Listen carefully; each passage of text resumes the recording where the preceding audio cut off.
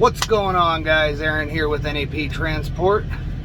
Part-time YouTuber, full-time trucker, overtime buffoon. So I wanted to tackle something today that was asked, but I couldn't really figure out how to type out what it was. So this video, straight up, goes out to Cookin at the Shack. Commented on a few of the videos so far. Looking to get into trucking, or considering getting into trucking. Kind of wanting to learn what there is to learn. For that, I appreciate you. I've always called myself a learn-it-all because I don't know everything, nor will I claim to. I'm not and never will be a know-it-all. So I just want to be a learn-it-all. As long as I'm learning, I'm still happy. So, question was brought up. First off, Cookin at the Shack, I went ahead and subscribed to you. Either way, whether you come into trucking or not, your name sounds good, and I look forward to some videos from you. Even if it is just Cookin at the Shack. So, the question was about fuel surcharge and how it works here at Prime. I know I've mentioned fuel surcharge a couple times on the channel, and then yeah, it was a good point brought up that it's difficult to figure out how it's figured. So what Prime wants to do is they base everything on 99 cents a gallon.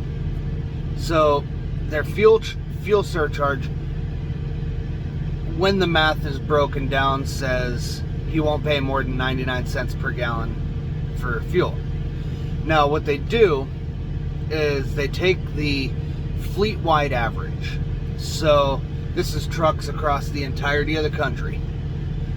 They take that fleet-wide average. They subtract 99 cents from it. Whatever's left, if it's I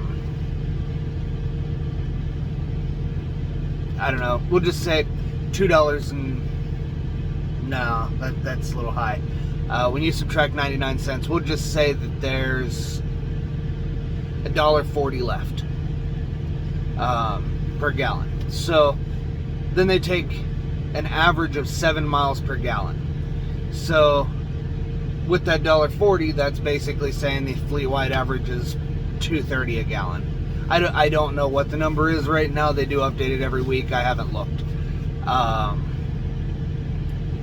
But it's just a rounded number for me. So at $2.39 a gallon, you take that 99 cents off, and you're left with $1.40.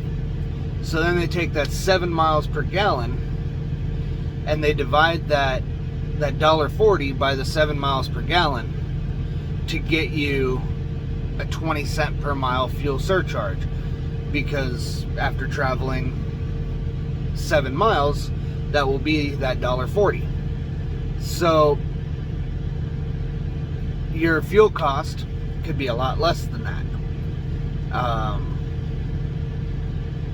It could be more, it could be less. So they use a baseline of about, I want to say 10 cent net fuel cost per mile was what I heard in the ACE 2 class. So with that, that's 7 miles per gallon. This is now net is after fuel surcharge. So you take your total fuel bill, you subtract all the fuel surcharge out, and then you divide it by how many miles you ran. That's your net fuel cost per mile. So, 2,000 miles,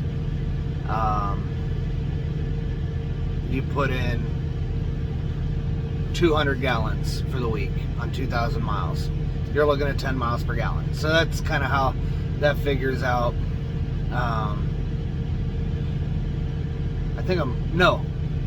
It is the total spent, not the total gallons, I believe. Yeah, total spent. I'm all over the place right here. It's been a long night. It's almost bedtime. So say you 2,000 miles a week, or in a week, and your net after the fuel surcharge is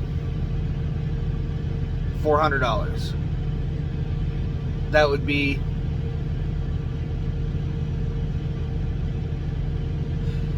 okay. My brain's not mathing right now. Usually I could do this stuff right in my head. Not happening today.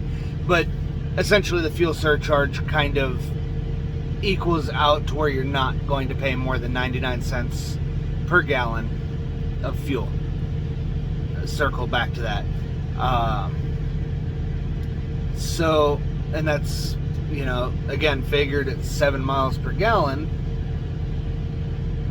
So if you get 8, 9, 10 miles per gallon, you're going to be paying a lot less than that 99 cents a gallon for fuel.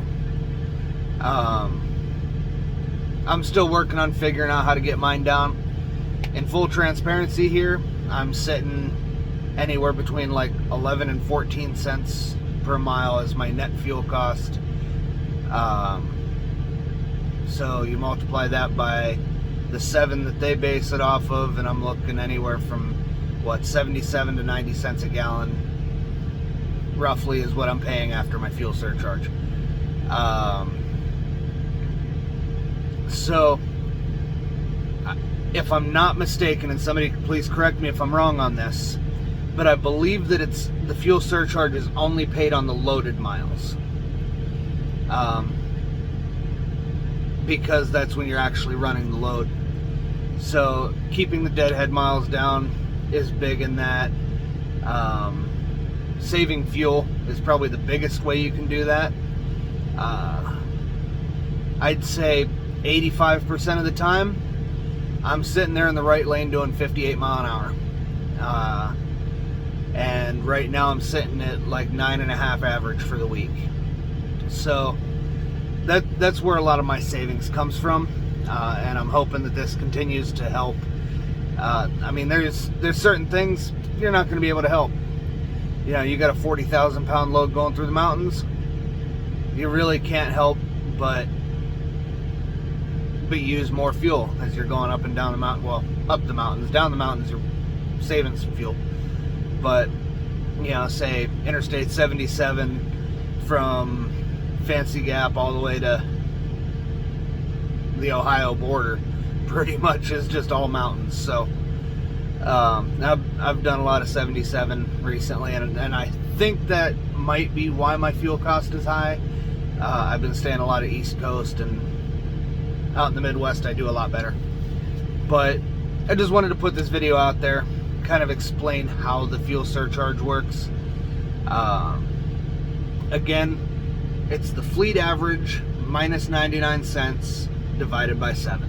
That's how they figure it out, and that's the calculation for the fuel surcharge, which does change every week based on the fleet average cost per gallon.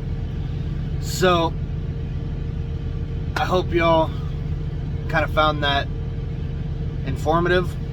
Sorry for going off track there. I'm about to go to bed. So if you guys have any other questions, leave it in the comments. I do read all of them, and I reply to as many as I can. So Cookin in a Shack, or Cookin in the Shack, great question. Thank you for asking it. I hope this kind of helped you out a little bit. And if you guys have any more questions, let me know. I'll answer them to the best of my ability, or I might be able to direct you to somebody that has the answer better than I do. So I hope you guys are having a great day. I hope that you do have a great day if you're just getting up. I hope you guys had a wonderful night if you ran overnight like I did. Until next time, guys, stay safe out there. Peace.